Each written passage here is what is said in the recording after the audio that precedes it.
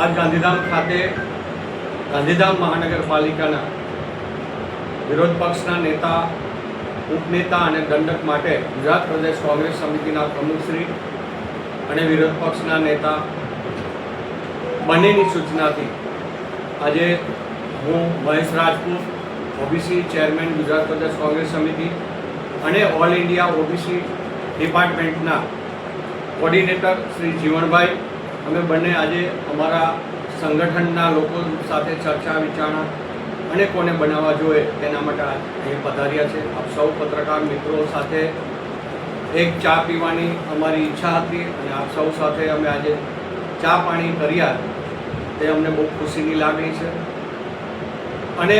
આપના માધ્યમ દ્વારા ગુજરાતના ખેડૂતોને પણ હું કહેવા માગું છું, કચ્છના ખાતે જ્યારે આવ્યા છે ત્યારે કચ્છના જે ખેડૂતો છે એને પણ હું એ કહેવા માગું છું કે આપણે આ સરકાર અને આ સરકારના કહેવાતા જે કંપનીઓ છે કે માત્ર ને માત્ર લોકોને અને ગરીબ ખેડૂતોને કેમ દબાવવા, એની જમીનો ઉપર કઈ રીતે પેશકદમી કરી અને વીજળીના થાંભલા હોય કે ગેસની પાઇપલાઇનો હોય એ નાખી દેવી, પછી એ ખેડૂત બિચારો ત્યાં એનો પાક પણ ના કરી શકે એવી સ્થિતિમાં હોય ત્યારે આવતી 15 તારીખ સોમવારના રોજ ગાંધીનગર વિધાનસભાની સામે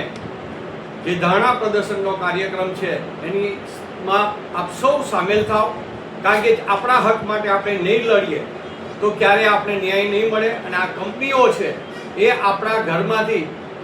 ઘરમાંથી ના કાઢી મૂકે એની પણ આપણે સાવચેત હવે રહેવું પડશે. જમીન ઉપર તો આવી ગયા છે, પણ ભવિષ્યમાં આ લોકો આપણું ઘર પણ ના છીનવી લે એને ધ્યાનમાં રાખીને આપ સૌ પધારો તેવી આપ સૌને મારી ગુજરાત પ્રદેશ કોંગ્રેસ વતી એક ખેડૂત તરીકે પણ મારી વિનંતી છે કે આપ સૌ ગાંધીનગર 15મી તારીખે બપોરે 3 વાગે પધારો.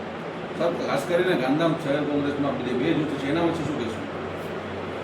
ઘર હોય તો એની અંદર 2 દીકરા હોય, 3 દીકરા હોય, 2 દીકરીઓ હોય